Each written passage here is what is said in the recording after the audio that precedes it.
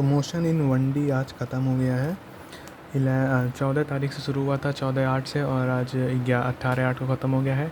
10 lecture total थे और 4 दिन में ख़त्म हो गया, तो भाई 1 दिन का टाइम है वैसे।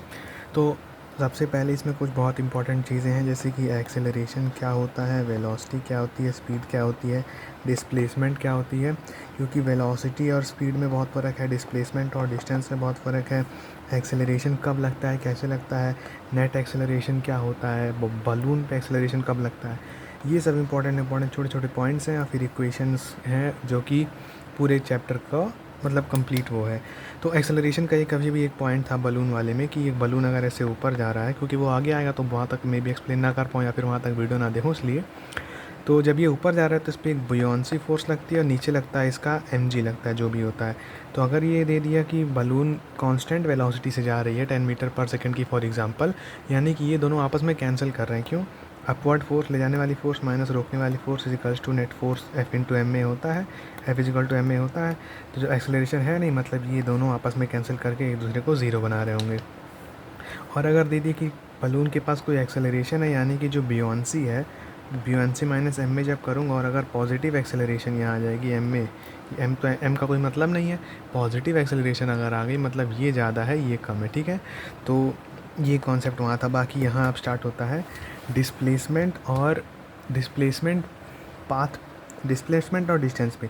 ये पाथ पे क्यों कह रहा है कि अगर मैं इधर गया, फिर मैं इधर यहाँ गया, फिर मैं यहाँ गया, फिर मैं यहाँ गया, ऐसे मतलब पूरे पेज पे मैं घूम लिया, फिर आ गया यहीं पे, तो डिस्टेंस तो पूरा पेज का हो जाएगा जहाँ जहाँ घुमा हूँ, पर डिस्प्लेसमेंट क्या होगा, जीरो होगा। और यही चीज़ इंपॉर्टेंट है, क्योंकि जब भी क्वेश्चंस होता है यूजुअली क्वेश्चंस में फंसाने के लिए क्या देगा कि डिस्टेंस की कोई एक्स करके कोई इक्वेशन दे देगा, एंड उसके बाद इसमें जब वैल्यू पुट करूँगा तो एक्स की जो ज़ीरो पे वैल्यू आएगी वही इसकी मैक्सिमम टाइम पर भी वैल्यू आएगी, तो ऐसा लगेगा डिस्प्लेसमेंट ज़ीरो है। हाँ, डिस्प्लेसमेंट ज़ीरो होगा, पर यहाँ पे डिस्टेंस ज़ीरो नहीं होगी, क्योंकि जब मैं उस इक्वेशन को इक्वल टू ज़ीरो करूँगा, इस इक्वेशन को नहीं, dx/dt करके जब मैं इक्वेशन को इक्वल करूँगा ज़ीरो के, मतलब कि वेलोसिटी को, तब मालूम चलेगा वेलोसिटी कहाँ कहाँ पे ज़ीरो हुई है। अब इसमें चाहे एक वैल्यू आए, चाहे दो वैल्यू आए, चाहे तीन वैल्यू आए, वेलोसिटी जहाँ जहाँ ज़ीरो हुई है वहाँ वहाँ तक का डिस्टेंस अलग अलग से निकाल करके तब उसको जब जोड़ेंगे, तब वो आएगा अपना क्या आएगा, नेट डिस्टेंस। अब नेट डिस्टेंस के लिए इसको इंटीग्रेशन से भी जा सकते हैं, बाकी क्वेश्चन प्रैक्टिस से आ जाएगा। लेकिन ये पॉइंट बहुत इंपॉर्टेंट था कि टर्निंग पॉइंट हमेशा जब भी डिस्टेंस निकालते हैं तो निकालते हैं, ठीक है। और रेस्ट का मतलब यहाँ पे क्या है कि आर कांस्टेंट, आर मतलब पोजीशन वेक्टर। पोजीशन वेक्टर क्या होता है, यहाँ पर बॉडी है तो ज़ीरो से यानी कि ओरिजिन से उसकी तरफ जाने वाली वेक्टर को आर वेक्टर कहते हैं, पोजीशन वेक्टर होता है यही हमारा। फिर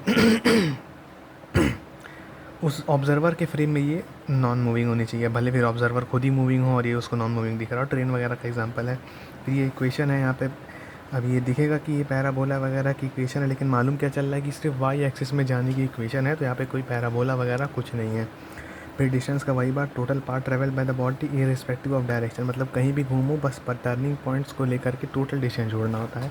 डिस्प्लेसमेंट होता है change in position, x final minus x initial displacement होता है। पॉजिटिव नेगेटिव जीरो हो सकता है, डिस्टेंस कभी भी जीरो हो सकता है डिस्टेंस, मतलब बॉडी यहीं पे थी चली नहीं, लेकिन नेगेटिव कभी नहीं हो सकता। लेकिन ये क्या हो सकता है, पॉजिटिव हो सकता है, आगे गई पीछे आ गई तो ये वाली डिस्प्लेसमेंट नेगेटिव हो गई, और जीरो क्या मतलब बॉडी वहीं खड़ी रह गई। और इसको निकालने का तरीके यही है, वेक्टर्स के फॉर्म में निकालते हैं या फिर ऐसे ऐसे ज्योमेट्री लगा करके निकालते हैं। फिर एक क्वेश्चन आता है हमेशा सर्कल वाला। सर्कल वाला क्वेश्चन क्या होता है कि बोल देगा कि यहाँ से यहाँ तक चला है तो डिस्टेंस और डिस्प्लेसमेंट में फ़र्क बताओ।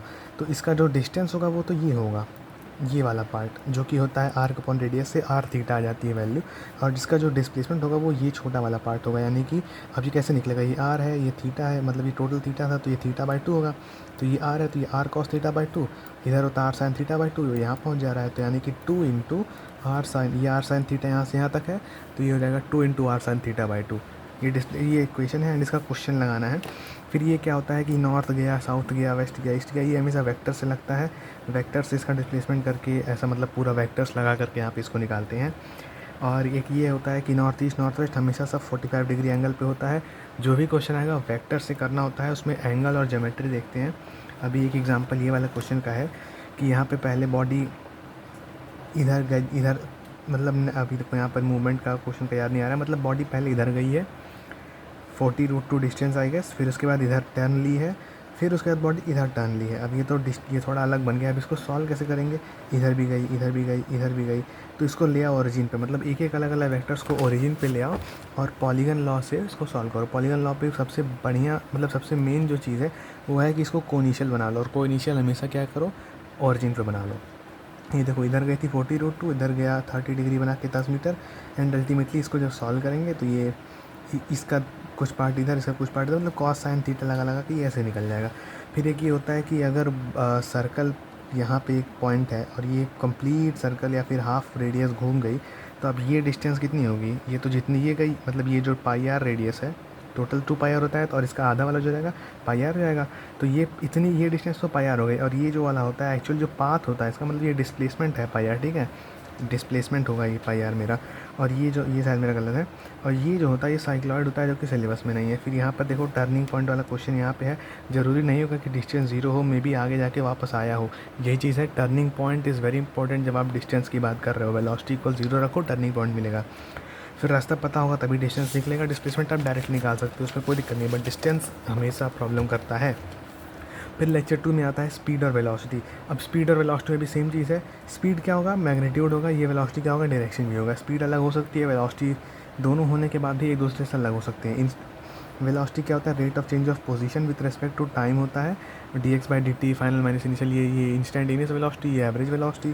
फिर स्पीड भी rate of change of distance होता है। अब देखो वेलोसिटी क्या होगा, ये क्या है, ये एक्स क्या है, ये डिस्प्लेसमेंट है भाई, ये डिस्प्लेसमेंट है, ये डिस्टेंस नहीं है। लेकिन स्पीड क्या है, ये डिस्टेंस है। अब अगर मान लो पार्टिकल पलटा इधर उधर वगैरह और फिर वहीं ओरिजिन पे आ गया, वही वाला क्वेश्चन ले लो कि मान लो बॉडी यहाँ थी 0 पे और 10 सेकंड पे भी बॉडी यहीं है, तो मेरा मान लो मेरी बॉडी ऐसे ऐसे गई है पूरी, फिर यहाँ 10 पे आई है, तो डिस्टेंस तो मेरा था बट डिस्प्लेसमेंट नहीं था, तो वेलोसिटी जो हो जाएगी वो तो 0 हो जाएगी, क्योंकि वो डिस्प्लेसमेंट अपॉन टाइम होता है। लेकिन ये क्या होता है, जो मेरी स्पीड होगी वो डिस्टेंस अपॉन टाइम होगी, तो स्पीड की कोई वैल्यू होगी यहाँ पे। और फिर यहाँ एवरेज वेलोसिटी, एवरेज स्पीड है, इंस्टेंटेनियस और इंस्टेंटेनियस स्पीड की है। तो जब भी एवरेज वेलोसिटी, एवरेज स्पीड है तो उसका फॉर्मूला लिख करके ही करना है, क्योंकि तभी हमको दिखता है कि हाँ अच्छा यहाँ टोटल डिस्प्लेसमेंट लेना है, यहाँ टोटल डिस्टेंस लेना है। और ये भी इक्वेशन वही है, इंस्टेंटेनियस वेलोसिटी का dx/dt, इंस्टेंटेनियस स्पीड का dx/dt का मॉड क्यों भाई, मॉड है डायरेक्शन के लिए, डायरेक्शन नहीं रखता है इसमें। फिर ये क्वेश्चन है यहाँ पर, सिंपल है, बेसिक एनालाइज करना है, कुछ नहीं है इसमें।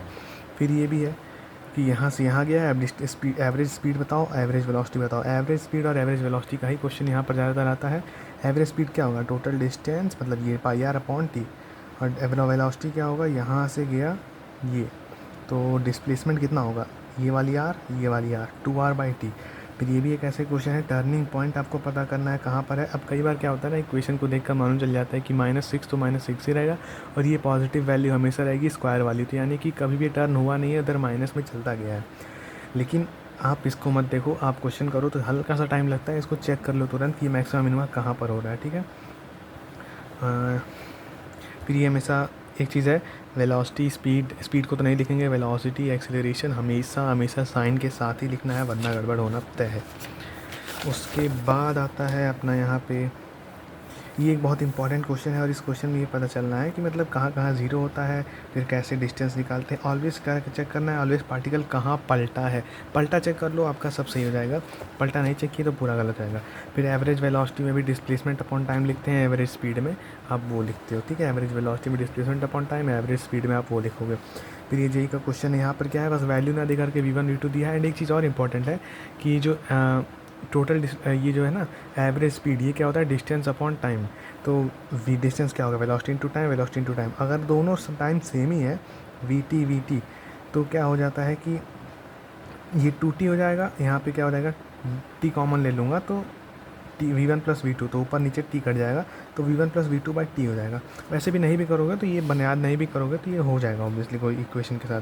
फिर पार्टिकल सीधा चला इसलिए डायरेक्ट हो गया, कहीं पलटा होता तो ये क्वेश्चन थोड़ा और टफ हो जाता है, इंडिया एडवांस का क्वेश्चन हो जाता था।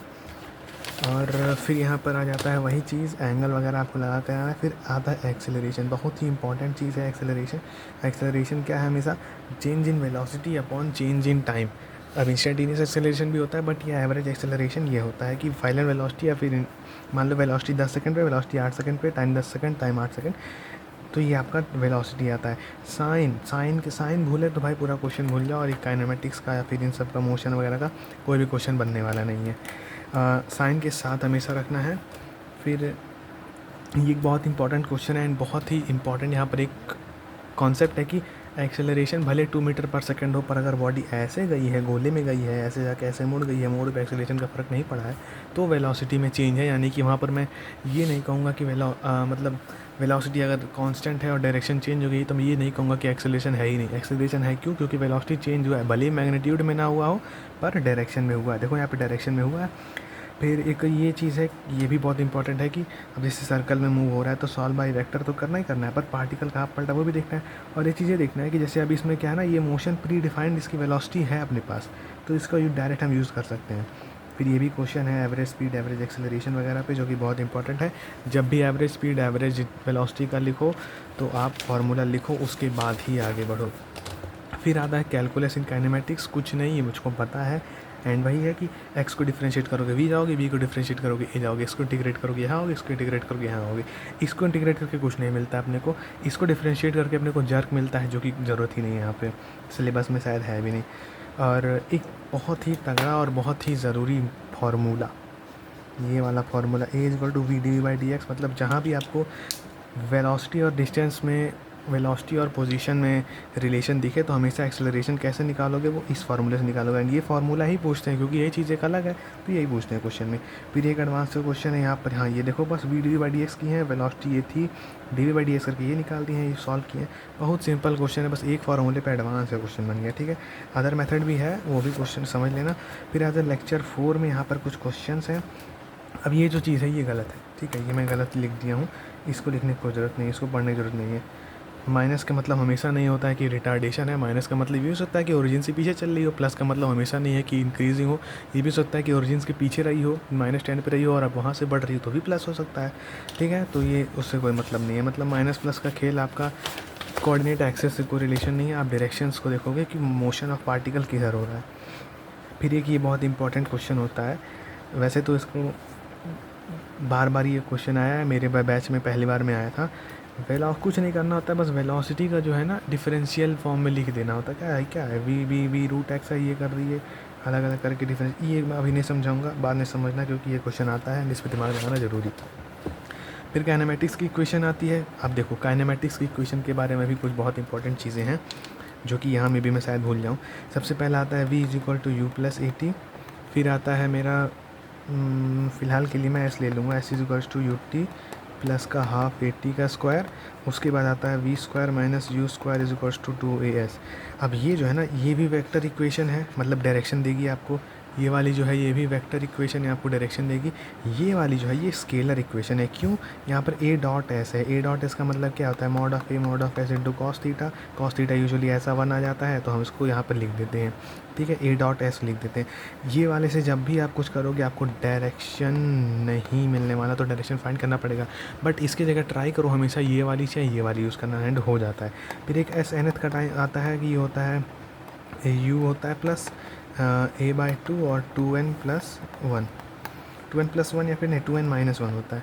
ये वाला वेक्टर इक्वेशन ये डिराइव्ड इक्वेशन है, एंड वो मालूम चल जाता है क्वेश्चन में। देखो यहाँ पर वही चीज़ है मैंने एक्सप्लेन की है, एंड इसमें जो भी है कभी भी बिना साइन के नहीं रखना है। एक चीज़ चलो वो अभी आगे आएगा, जो कि हमारा मोशन अंडर ग्रेविटी में है, कि हमेशा ग्रेविटी का कुछ भी क्वेश्चन करो, एक्सेलरेशन को नीचे नेगेटिव ले लो, ऊपर वाली कैलकुलेशंस पॉजिटिव होती हैं, नीचे वाली कैलकुलेशंस नेगेटिव होती हैं। एंड उसके बाद जहाँ से भी बॉल या कुछ भी जो भी ड्रॉप हुआ है उसको 0,0 मान लो। ये चीज़ बेसिक था, मोशन अंडर ग्रेविटी का था, यहाँ पे याद आ गया तो बोल दिया।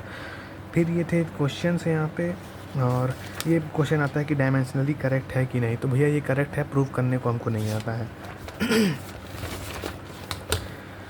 फिर रिटार्डेशन का मतलब क्या होता है, देखो एक्सेलरेशन अगर -2 मीटर पर सेकंड है, मतलब अब देखो रिटार्डेशन ये रिलेटिव हो गया। अगर मेरी बॉडी इधर जा रही थी 10 मीटर पर सेकंड की स्क्वायर से, एक्सेलरेशन इधर थी, सडनली मैं ब्रेक मारता हूँ और एक्सेलरेशन को मैं बोल देता हूँ कि ये जो डिसेलरेशन देगा, यानी किसी को मैं एक्सेलरेशन या फिर रिटार्डेशन बोल दूँ, तो ये देगा मेरी मान लो 5 मीटर पर सेकंड की स्क्वायर से, तो ये रिटार्डेशन हो गया। अब ऐसा नहीं है कि मेरी बॉडी यहाँ ओरिजिन पे खड़ी और मैंने इसको एक्सेलरेशन दे दी -5 मीटर पर सेकंड की स्क्वायर से, तो ये रिटार्डेशन हो गया। नहीं, ये एक्सेलरेशन है, बस नेगेटिव आई कैप की डायरेक्शन में, ठीक है। तो यहीं पे है पार्टिकल रिटार्ड करता है तो न्यू एक्सेलरेशन होता है, ओरिजिनल एक्सेलरेशन प्रेजेंट होता है उसके अपोजिट डायरेक्शन में, चाहे वो आई कैप में हो तो माइनस आई कैप में हो तो आई कैप में, अपोजिट डायरेक्शन में उसको लेते हैं। वेक्टर्स का खेल है और कुछ नहीं। अब ये यहाँ देखो, ये क्वेश्चन बहुत इंपॉर्टेंट है, इसको जब रिवीजन माना तो दोबारा सॉल्व करना, क्योंकि ये सब यहीं से कॉन्सेप्ट बिल्डअप होगा, फिर अभी आगे जाके वी एक्स ग्राफ से डायरेक्टली हो जाएगा। और स्टॉपिंग डिस्टेंस ये है कि भैया देखो फार्मूले से डिराइव हुआ है, याद हो जाए तो कर लेना, वरना तुम फार्मूले से चले जाना, कोई दिक्कत नहीं है। एक चीज़ है टाइम, अभी देखो सलीम सर के वाले में जो था ना, टाइम कितना लग रहा है, ऊपर जितनी जा रही है वेलोसिटी से नीचे ग्रेविटी से डिवाइड करते थे, तो ये सलीम सर के वन शॉट में था। तो अब कहीं कहीं लग रहा है, कहीं कहीं नहीं लग रहा है, तो वो क्वेश्चन से क्लियर हो जाएगा कहाँ लग रहा है कहाँ नहीं लग रहा है, ठीक है। और जब बॉडी पे नेट एक्सेलरेशन ना हो, अब इसका मतलब जो बोला हो ना कि कहीं लग रहा है कहीं नहीं, देखो क्या होता है कि अगर मान लो बॉडी मेरे ऊपर जा रही है 10 मीटर पर सेकंड की स्क्वायर से स्पीड से, यहाँ देखो सिर्फ और सिर्फ स्पीड है, ठीक है, इस पे बॉडी पे कोई भी एक्सेलरेशन नहीं है, मतलब जो नेट एक्सेलरेशन लगेगा वो नीचे ग्रेविटी वाली एक्सेलरेशन लगेगी। तब जब मैं नेट एक्सेलरेशन बॉडी पे कुछ नहीं है तो मैं डायरेक्ट ग्रेविटी से डिवाइड कर सकता हूँ। लेकिन अगर ग्रेविटी से मतलब इस पर कुछ नेट एक्सेलरेशन है, फॉर एग्जांपल 10 मीटर पर सेकंड की स्पीड से तो जा ही रहा है, एक्सेलरेशन है इस पर 2 मीटर पर सेकंड की स्पीड से, ठीक है। तो अब ये चीज़ क्वेश्चन में वेरीफाई करने वाली बात है कि मैं ग्रेविटी में प्लस माइनस करूँ या ना करूँ, नहीं करो तो ही बढ़िया है, आप हमेशा इक्वेशंस का यूज़ करो एंड आगे बढ़ जाओ, ठीक है। और अब आते हैं यहाँ पे ग्राफ्स पे, ये बहुत मज़ेदार चीज़ है। यहाँ पे ग्राफ समझ में आ गया तो मतलब बहुत ही ज़्यादा क्वेश्चंस डायरेक्ट लगने वाले हैं, सब प्रैक्टिस लेकिन इसकी बहुत ज़्यादा चाहिए। ग्राफ्स आ जाता है, ग्राफ में सबसे पहली चीज़ जाननी है, स्लोप हमेशा कहीं भी लेंगे अपने सिलेबस में, फ़िलहाल तो स्लोप कांस्टेंट ही है, tan थीटा स्लोप होता है, ये भी स्लोप होता है। और ये कहाँ काम आता है, जब भी ऐसी, वैसे तो यूजुअली ऐसी स्ट्रेट लाइन नहीं दिखती है, लेकिन जहाँ भी स्ट्रेट लाइन दिखे वहाँ तुरंत कोशिश करो कि ऐसी वाली इक्वेशन या फिर एक वो वाली इक्वेशन होती है y माइनस Y one is equals to M X minus X one, ये वाली इक्वेशन बना लो, m होता है ये भी तो स्लोप ही होता है आखिर। ये आगे एक क्वेश्चन है तब मैं बता रहा हूँ। फिर अब देखो यहाँ पे ये स्लोप बढ़ा है, ये स्लोप नेगेटिव हो गया। देखो इस वाले ये अगर बनाओगे तो ये सेकंड क्वाड्रेंट में चला गया, तो ये नेगेटिव है, ये पॉजिटिव स्लोप इंक्रीजिंग है, ये भी पॉजिटिव स्लोप इंक्रीजिंग है, भले फिर वो नेगेटिव साइड से इंक्रीजिंग हो। फिर एक्सेलरेशन मैक्सिमम है, स्लोप मैक्सिमम है, ये देखो ये चीज़ है, इसका वाला वेलोसिटी देगा, एक्सेलरेशन देगा, ये चीज़ समझने वाली बात है। एरिया अंडर कर्व क्या होता है, किसका एरिया अंडर कर्व क्या देता है, एंड ये चीज़ें हैं। फिर और ये वाला इंपॉर्टेंट है कि देखो जब ये क्या है मेरा, I think acceleration versus time का है, अच्छा नहीं पोजीशन वर्सेस टाइम का है। अगर रेस्ट पे है तो टाइम कितना भी बढ़ जाए पोजीशन बदलेगी नहीं। अगर वेलोसिटी यूनिफॉर्म वेलोसिटी है, देखो यूनिफॉर्म वेलोसिटी जो होती है तो स्ट्रेट बनता है। क्यों स्ट्रेट बनता है, क्योंकि वेलोसिटी इंक्रीज़ नहीं हो रही है कि मैं तेज़ भागूँ, तो मैं धीरे धीरे उसी लाइन पे भागूंगा। अब ये क्या है, नेगेटिव कह दिया है, मतलब कि वेलोसिटी जो टाइम के साथ कम हो रही है, नेगेटिव में है तो टाइम के साथ धीरे धीरे बॉडी रुकेगी। अब ये देखो एक्सेलरेशन टाइम का ग्राफ है, और ये वाला क्या है आगे जा कर के ये नेगेटिव है। अब ये देखो सैड, अब इसका क्या करूँगा, D x by D T करूँगा तो वेलोसिटी आएगा, उसका भी डिफरेंशिएट कर दूँगा तो एक्सेलरेशन आएगा। एंड अभी हैप्पी साइड ग्राफ का पार्ट दिख रहा है, तो ये आगे जाके एक्सेलरेशन तो यहाँ पर कम होगा, एंड मैं वेलोसिटी कह दूँगा कि वेलोसिटी भी यहाँ पर कम हो रही है, पॉजिटिव में कम हो रही है वेलोसिटी, ठीक है। एंड यहाँ भी वेलोसिटी इंक्रीज़ कर रही है, एंड ये जो है इंक्रीजिंग वेलोसिटी, यहाँ पर कुछ एक्सेलरेशन है। क्यों, क्योंकि यहाँ पर देखो ऐसे स्ट्रेट नहीं जाके ऐसे पूरा कर्व में गया है। फिर ये हैप्पी साइड ग्राफ है। एंड फिर प्रोहिबिटेड ग्राफ्स क्या होते हैं भाई, एक टाइम पे आप दो वेलोसिटी नहीं ले सकते, मतलब उसी टाइम पे आप दो वेलोसिटी कैसे ले लो, मतलब वही वर्टिकल लाइन टेस्ट वाला है, एक टाइम पे आप दो जगह नहीं हो सकते, एक टाइम पे आप दो एक्सेलरेशन लेके नहीं चल सकते, ठीक है। माना कि बॉडी ऊपर गई फिर बॉडी नीचे है, तो एक पोजीशन पे आप दो वेलोसिटी ले सकते हो, अब देखो ये बहुत इंपॉर्टेंट पॉइंट आ गया, ये देखो ये जब टाइम आ जाता है तो आप एक टाइम पे चाहे पोजीशन हो, चाहे वेलोसिटी हो, चाहे एक्सेलरेशन हो, एक ही टाइम पे नहीं ले सकते। भले अगर मान लो एक एग्जांपल लेते हैं कि बॉडी गई और इस जगह पे दोनों पोजीशन एक्सेलरेशन वेलोसिटी सेम है, तो वो उसमें क्या होता है ना, टाइम आगे चल जाता है, टाइम रुका थोड़ी है, टाइम तो आगे बढ़ जाता है। लेकिन वही वाला ग्राफ अगर क्या बना दूँ मैं, एक्स वर्सेस नहीं फॉर एग्जांपल वेलोसिटी और एक्स का ग्राफ बना दूँ, तो क्या होगा कि एक ही टाइम एक ही पोजीशन पे मैं दो वेलोसिटी रख सकता हूँ, ये दो क्या हज़ार वेलोसिटी रख सकता हूँ। मतलब क्या हुआ, ये बॉडी की पाथ है, इधर से गई इधर से आई, अब इसी पोजीशन पे मैं जाने की टाइम की वेलोसिटी अलग हो सकती है, आने की टाइम की वेलोसिटी अलग हो सकती है। तो ये सिंपल सा कॉन्सेप्ट है। एंड प्रोहिबिटेड ग्राफ्स में एक ये आता है। फिर प्रोहिबिटेड ग्राफ कुछ बहुत इंपॉर्टेंट है, डिस्टेंस डिस्प्लेसमेंट का भी ये प्रोहिबिटेड ग्राफ होता है, जो कि बहुत ज़्यादा कन्फ्यूजन होता है, इनमें पूछा जाता है। डिस्प्ले टाइम स्पीड कभी नेगेटिव हो नहीं सकती, क्यों? क्योंकि भैया डिस्टेंस ही नेगेटिव नहीं होता है। फिर यहाँ डिस्टेंस दिया है, डिस्टेंस नेगेटिव दिया, नहीं जा सकता। एक टाइम पे इतनी सारी पोजीशन नहीं हो सकती, लेकिन हाँ वेलोसिटी कुछ और होता तो हो सकता था। टाइम अगर एक टाइम पे आप मल्टीपल जगह नहीं रह सकते, मल्टी फॉर्म में नहीं रह सकते, भगवान नहीं हो, ठीक है। ऑल्सो वर्टिकल लाइन टेस्ट ये फेल कर रहा है, बट हाँ वर्टिकल लाइन टेस्ट कहाँ नहीं काम करेगा? वेलोसिटी, ये वेलोसिटी और एक्स के ग्राफ में नहीं काम करेगा। आप एक टाइम पे कई जगह रह सकते, एक ही पोजीशन पे अलग अलग वेलोसिटी हो सकती है, बस टाइम डिफरेंट जाएगा। तो ये यहाँ पर लिख लेता हूँ कि we line test works only in case of time के केस में वर्क करता है, ठीक है। फिर डिस्टेंस देखो, इंक्रीजिंग बोल डिक्रीजिंग बोल दिया, नहीं हो सकता। यहाँ पे नेगेटिव ले गया, नहीं हो सकता। अब ये देखो जो चीज़ मैं अब तक समझा रहा था कि वेलोसिटी और एक्स का ग्राफ एक जगह पे 2 पॉइंट दे सकता है, क्यों? हो सकता है भाई, सन पीछे पड़ जाए तो बड़ा बढ़िया एग्जाम्पल था, ये भी हो सकता है। ये चीज़ मैं पीछे समझा दिया। फिर एक ये इंपॉर्टेंट क्वेश्चन, अब देखो यहाँ से ना ये इसी ग्राफ का यूज़ करके बहुत सारी चीज़ें समझाए हैं। एंड ये चीज़ें ना जब रिवाइज़ करेंगे दिसंबर जनवरी जब भी करेंगे, ये चीज़ें समझनी एंड इसको वापस लेना है। वैसे कुछ है नहीं इसमें, स्लोप कांस्टेंट है, स्लोप ज़ीरो है, स्लोप कांस्टेंट नेगेटिव है, स्लोप ज़ीरो है, स्लोप कांस्टेंट पॉजिटिव है। यही सब चीज़ें लेकर के tan थीटा लगा करके ये करना है। ये लाल चीज़ें जो लिखी हुई हैं इनको पढ़ना है। अब आ जाते हैं सीधा कन्वर्जन ऑफ ग्राफ पे। बहुत बढ़िया इंपॉर्टेंट टॉपिक है ये, कन्वर्जन ऑफ ग्राफ। इस ग्राफ से उस ग्राफ जाना बहुत इंपॉर्टेंट है, क्योंकि इसी से क्वेश्चन डायरेक्ट ग्राफ वाले मेंस एडवांस दोनों बनते हैं। एक्सेलरेशन टाइम ग्राफ से वेलोसिटी टाइम ग्राफ जाना है तो क्या देखेंगे, और वेलोसिटी टाइम से एक्सेलरेशन टाइम जाना है तो क्या देखें। एक्सेलरेशन से आप वेलोसिटी कैसे जाते हो? एरिया लेके जाते हो, और इससे इधर कैसे जाते हो? स्लोप लेके जाते हो। तो अब तक जितना क्वेश्चन हम किए हैं इसको यूजुअली स्लोप से किए हैं। तो मान लो अगर बॉडी का एक बोल दे कि बॉडी पे यूनिफॉर्म एक्सेलरेशन है, तो वेलोसिटी टाइम में आप यूनिफॉर्म एक्सेलरेशन का मतलब क्या हो जाएगा? एक्सेलरेशन इंक्रीज़ कर, अब यूनिफॉर्म नहीं सॉरी कांस्टेंट एक्सेलरेशन है।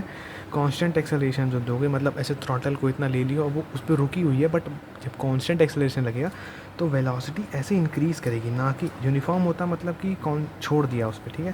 कांस्टेंट एक्सेलरेशन में दे रहा हूँ मतलब कि वेलोसिटी बढ़ेगी, ठीक है। तो आप देखो अगर आप पॉजिटिव में एक्सेलरेशन दे रहे हो तो आपको इसकी ग्राफ की ये जो वेलोसिटी टाइम ग्राफ की जो मतलब अगर वेलोसिटी टाइम ग्राफ बनाना है एक ऐसे मतलब एक्सेलरेशन टाइम ग्राफ बनाना है एक ऐसे एक्सेलरेशन टाइम ग्राफ में ये मालूम चल रहा है कि मैं इसको जो है एक्सेलरेशन कंटिन्यूसली इंक्रीज़ कर रहा हूँ, ठीक है।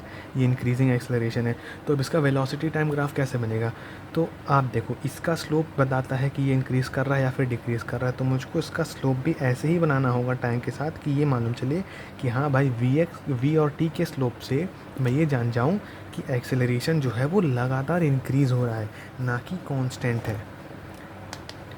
और लीनियर कर्व, ये देखो वही लीनियर कर्व पैराबोलिक, ये तो इक्वेशन से आता है, ये धीरे धीरे आगे आ जाएगा। एक्सेलरेशन कांस्टेंट हो तो ये होगा। एक्सेलरेशन एक देखो एक्सेलरेशन हो तो वेलोसिटी लीनियर इंक्रीज़ करती है, एक्सेलरेशन कांस्टेंट हो तो वेलोसिटी, यहाँ देखो एक्सेलरेशन अगर कांस्टेंट हो तो वेलोसिटी लीनियरली इंक्रीज़ करेगी, और अगर एक्सेलरेशन और वेलोसिटी अगर लीनियरली इंक्रीज़ कर रही है, मतलब ऐसा नहीं 10 मीटर पे चल रहा हूँ 10 मीटर पर सेकंड की मैं 10 पे चल रहा हूँ फिर 11 पे चल रहा हूँ फिर 12 पे, तो क्या होगा? कर्व हो जाएगा, पाथ कर्व हो जाएगा। वेलोसिटी कांस्टेंट तो वो कर्व हो जाएगा। इतना बचा है, कोई नहीं क्वेश्चन है बीच में। फिर देखो ये क्वेश्चन ये तो क्वेश्चन फिर भी ठीक है, ये क्वेश्चन जानना बहुत ज़रूरी है कि कैसे हुआ। यहाँ देखो वेलोसिटी और टाइम के इतने वाले पार्ट के लिए देखा जाए तो क्या मालूम चला, वेलोसिटी टाइम का ग्राफ है तो ये कांस्टेंट है मतलब कि एक्सेलरेशन लगा होगा। एक सेकेंड, वेलोसिटी टाइम से मुझे क्या बनाना है? अच्छा पोजीशन टाइम का बनाना है, मतलब कि हाँ देखो वेलोसिटी टाइम ग्राफ से मुझे पोजीशन और टाइम का ग्राफ बनाना है। तो वेलोसिटी जब कांस्टेंट लग रही है मतलब कि कांस्टेंट वेलोसिटी इंक्रीज़ हो रही है, तो कांस्टेंट वेलोसिटी इंक्रीज़ होगी तो एब्रप्टली जो है पोजीशन इंक्रीज़ होगा। तो पोजीशन थोड़ा कैसे टेढ़े मतलब कि एक स्टीप, मतलब लगातार नहीं, थोड़ा तेज़ी से बढ़ा है। फिर यहाँ वेलोसिटी कांस्टेंट हो गई है, मतलब कि वेलोसिटी ज़ीरो नहीं हुई है, वेलोसिटी कांस्टेंट हो गई है। अब मान लो 12 पे चल रहा है तो कुछ टाइम वो 12 पे ही चलेगा। तो यहाँ इसकी जब ये कांस्टेंट हो जाएगी तो ये कैसे कॉन्स्टेंटली इंक्रीज़ होगा, तो कांस्टेंट इंक्रीज़ के लिए स्लोप सीधा बन जाएगा। अब ये क्या कह रहा है, यहाँ से यहाँ तक के लिए 4 से लेकर के इस 6 के लिए वेलोसिटी जो है वो डिक्रीज़ कर रही है, बट पॉजिटिव में डिक्रीज़ कर रही है। तो मतलब जो है इसका कर्व तो मैं ऐसे रखूँगा लेकिन ये पॉजिटिव में रखूँगा। फिर इस पॉइंट पे वेलोसिटी ज़ीरो हो गई तो यहाँ पर एक ऐसा टॉप मतलब ऐसे स्ट्रेट हो जाएगा।